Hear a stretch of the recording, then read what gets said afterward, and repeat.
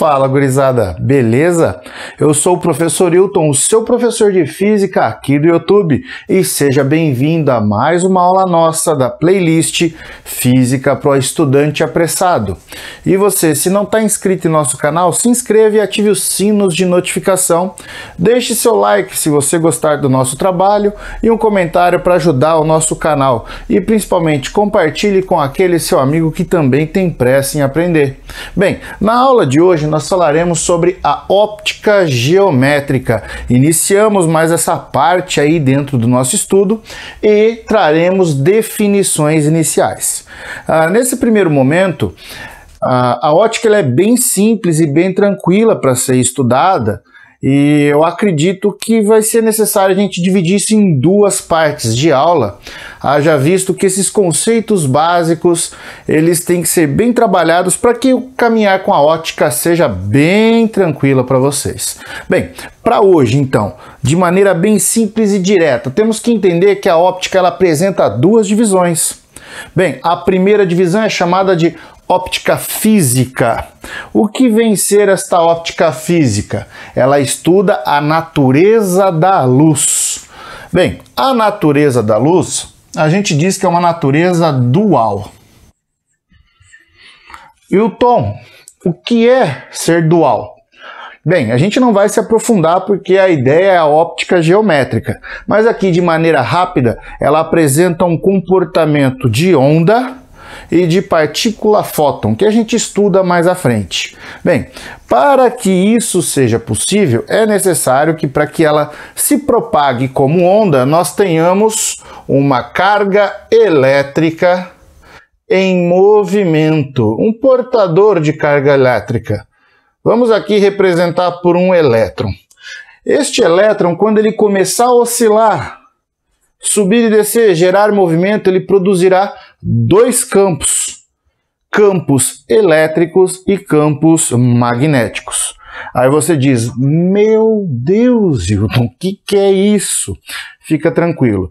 Já temos algumas videoaulas aí no canal que já começam a dar as primeiras noções, principalmente do campo magnético, tá? Mas dentro do nosso canal também tem a explicação do campo elétrico. Mas nesse momento, se você ainda não chegou lá, não se preocupe porque a gente ainda vai trabalhar. O importante entender é que há uma variação no campo elétrico e uma variação no campo magnético. Com isso, com essa variação, a gente tem então que o campo ele vai crescendo e diminuindo tanto na região que estaria compreendida para o elétrico quanto para o magnético, fazendo com que a onda eletromagnética surja. E esta vibração, gerando esta propagação de onda, faz com que ela caminhe com uma velocidade muito conhecida, que é a velocidade da luz, que no vácuo tem aí um valor aproximado de 3 vezes 10 oitava metros por segundo. Então essa é a visão da ótica física, é isso que ela vem estudar. Agora, para nós, e o nosso estudo daqui em diante é a óptica geométrica, em que a gente vai estudar vários fenômenos ópticos e várias aplicações com foco na trajetória da luz. E aí você pergunta, Hilton, o que é luz? Bem, de maneira rápida e direta para vocês, luz é o agente físico que atingir os nossos olhos. Onde que ele atinge? Na retina, ela vai produzir uma sensação visual. Então nós enxergamos por causa da luz. Então a luz, ela caminha aqui no meu olho, ela então bate. Há um conjunto de lentes aqui que mais para frente a gente aprenderá. Esta luz sofre um desvio e vem parar neste ponto, que é uma região chamada retina, onde contém cones, bastonetes, né, as células fotossensíveis que a gente estuda também na biologia. Mas fiquem tranquilos, nós vamos ter um estudo bem específico sobre isso. Mas é importante entender que a luz, ela vai produzir esta sensação, ela emite energia, ela se propaga com energia e essa energia então, que é radiante, né, que a gente fala, que vai ser trabalhada. E para nós ela causará a sensação visual. Bem, entendido o que é a luz, agora quais são as fontes de luz? Que tipo de fontes que nós temos? Isso aqui você deve lembrar lá do seu ensino fundamental, né? Que são as fontes primárias e secundárias. Para ser uma fonte primária, é necessário que ela tenha luz, ela produza a sua luz. É uma fonte que produz luz. A mais clássica que a gente trabalha é o Sol. Mas vocês devem lembrar, uma lâmpada acesa provavelmente estava no seu livro aí do fundamental, aquele inseto, vagalume, né? Ele consegue, né, biofluorescência, emitir luz. Então aqueles que produzem luz própria, fontes primárias. Fonte secundária é aquele que envia a luz recebida daquela fonte. Bem, aqui, já que a gente listou o Sol, a gente lista a Lua. A gente pega a Lua no seu ápice, cheia, zênite, tá aquela coisa linda que ilumina, você não precisa nem ter luz na sua casa. Mas essa luz não é da Lua, é refletida, né, pelos raios do Sol. Agora, se eu também posso colocar lâmpada, porque provavelmente no seu livro estava assim, eu tenho certeza. No momento, luz acesa, no outro, luz apagada. A luz acesa classificada como primária, a luz apagada como secundária, porque você consegue enxergá-la, porque ela está refletindo a luz aos seus olhos. Bem, então essas as ideias das fontes de luz. Agora, outro conceito que precisamos ter é a frente de luz e o raio de luz. O que vem a ser a frente de luz?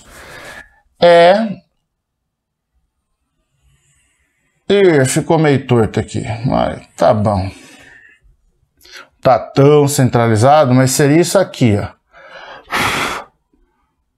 O caminho que a luz tem, ó, entre uma emissão e outra. Aí ela poderia depois jogar uma outra aqui, ó, e ir se propagando. A gente enxerga a onda eletromagnética como tridimensional, né? A gente vai ver, né, esses campos acontecendo no espaço.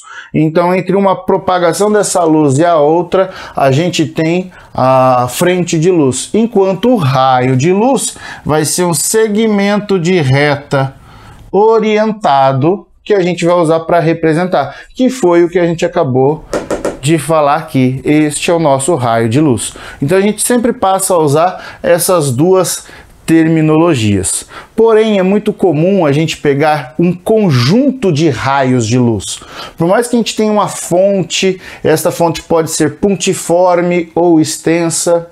Pontiforme, ela é só um ponto, como eu fiz aqui, né, em relação ao objeto que ela ilumina, ou ela ser extensa e o tamanho dela interfere, né, no objeto ao qual ela está iluminando. E a gente vai ter ela desta forma. E a gente usará esse raio. Mas não um raio só, a gente pode usar um conjunto. E quando usarmos um conjunto, temos um feixe de luz. O feixe de luz a gente divide ele em três: cilíndrico, divergente e convergente. O que vem a ser o cilíndrico é quando os nossos raios são paralelos uns aos outros. No caso aqui, ó, ele tende a formar um cilindro. O divergente é o quê? De um ponto, os raios se separam. Então, a gente define aqui um ponto e os raios saindo deste ponto, divergindo deste ponto. Porém, também é visto isso como uma outra classificação, ó. Eles chamam de feixe cônico divergente, já que a ideia é a gente pensar no tridimensional, né? E aqui, ó, esse tracejado, não sei se ficou bem tracejado para você no vídeo, mas eu tentei tracejar, é para te mostrar que é a nossa frente de luz, né? A gente olha para essa emissão, isso aqui é a frente de luz, raio de luz, conjunto de raios, feixe de luz. Agora, para a gente tratar o convergente, é meio que o oposto do divergente, né? Se divergente de um ponto espalha, para ser convergente, de um ponto do espalhado ele concentra num ponto, né? Ó, seria mais ou menos esta visualização aqui. Bem, e aqui também poderíamos representá-lo como um cone, né? Feixe cônico. Tá aí, de maneira geral, essa é a ideia que junta a frente de luz, raio de luz e o feixe de luz. E para a gente poder fechar nossa aula, além de tudo isso, nós temos também que considerar que meio que essa luz vai propagar. Por mais que uma onda eletromagnética possa se propagar em meios materiais, tanto quanto no vácuo, agora quando ela atinge o meio, nós temos três possibilidades de analisar aqui, por enquanto, neste momento, que são transparente, translúcido e opaco. No meio transparente, a gente vai ter esta luz atravessando o objeto de forma regular. Se vier um feixe de luz aqui, ó, esse feixe de luz, ele sofre os seus desvios, as suas reflexões, né? Tudo de forma bem regular, alinhada, perfeita, bonitinha. Agora, quando ele é translúcido, dependendo de quem é este meio, pode ser aquele vidro meio enfumaçado, ou até mesmo uma névoa, você está dirigindo na neblina, o seu pai, enfim, você liga o farol, mas você vê tudo meio embaçado, isso é um meio translúcido, né? O meio ao qual ele é feito faz com que a luz seja refletida ou refratada ali dentro, a gente vai falar sobre essas terminologias no nosso próximo encontro, mas que não seja tão regular quanto esse que está acontecendo. Então, ela vai ter trajetórias, às vezes meio aleatórias ali dentro. Ela até pode entrar de maneira bem regular aqui no meio, só que na hora que ela atravessa, ela vai sofrendo determinadas modificações e nem todas são capazes, né, às vezes até de sair por ali, ó. Enfim, ela fica meio que aprisionada e o resto sofre esses desvios meio desorganizados. E o opaco é aquele meio que quando a luz chegar aqui, ele vai absorvê-la em sua grande quantidade. Pode ser que tenhamos parte refletida por este meio, mas a grande maioria é absorvida. Isso também vai ser dependente da característica deste meio. Uma ideia geral aqui que a gente pode discutir futuramente é o corpo negro. Bem, de maneira geral, esses seriam os tipos que nós temos aqui de meio. E para essa nossa primeira aula, nós podemos encerrar, né, de uma maneira bem rápida, bem tranquila, porque aquela história, você está com pressa de aprender e aqui está de uma maneira bem detalhada para você e rápida, para que você não vá mal em óptica. Bem, no nosso próximo encontro a gente discutirá então alguns outros processos dessas definições iniciais que nos ajudarão na compreensão da óptica geométrica. Se você ficou até aqui, peço que dê o joinha no nosso vídeo, deixe um comentário e compartilhe com os seus amigos para que mais, né, aulas nossas aí sejam distribuídas, o YouTube nos reconheça e que eu possa atingi-los e fazer, com certeza, você atingir o seu sonho. Bem, se não está inscrito, se inscreva. Estando inscrito, aguardo vocês então numa próxima aula. Um forte abraço e um beijo no cérebro.